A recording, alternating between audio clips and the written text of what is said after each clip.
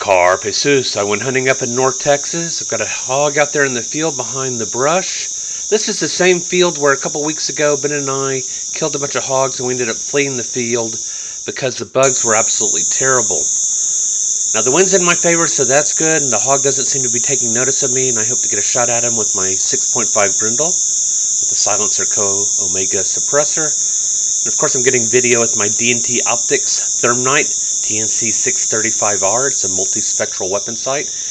And this video is going to be good for contrasting the difference between digital night vision and thermal. And I'm going to be shooting some federal Speer TNT bullets loaded by Druid Hill Armory in the Starline brass. Alright, I have thermal on this big screen because of the plants that are in the way and all the light that's being reflected back. 71 yards.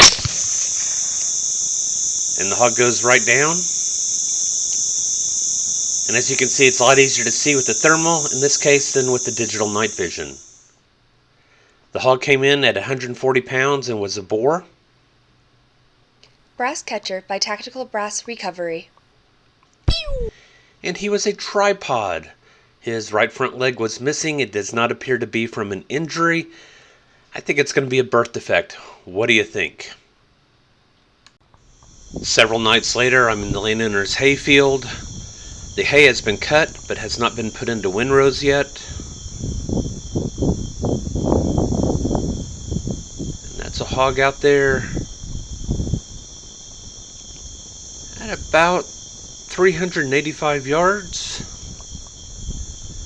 With the wind in my face and the fact that he isn't moving very quickly, I'm going to take the time in advance on him. Here I've moved up quite a bit.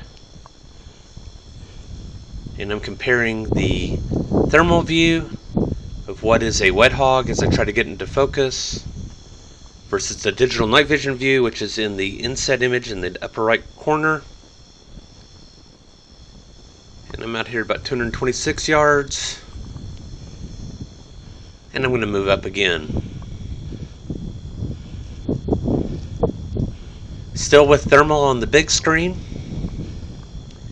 And I just do not have a clear view of the hog, so I've gone to digital night vision mode. I can see the hog much better. And we're at 165 yards. This is going to be a great shooting distance.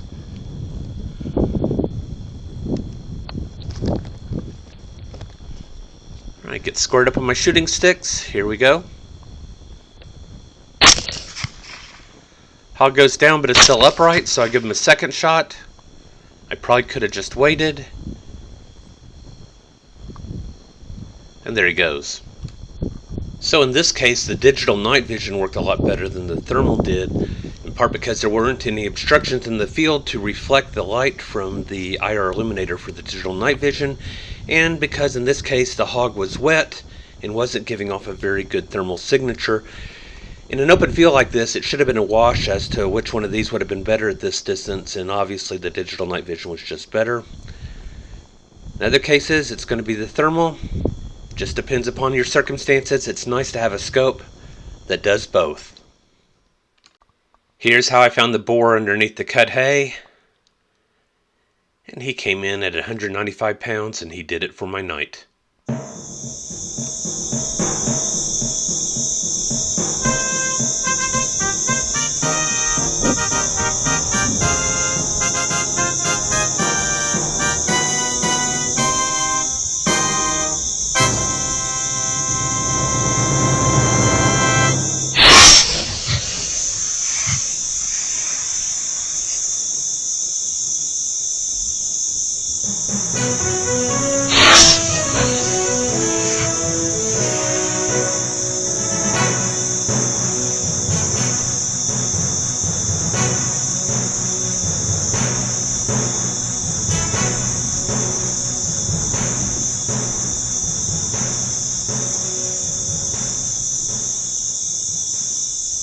Carpe Jesus, my friends.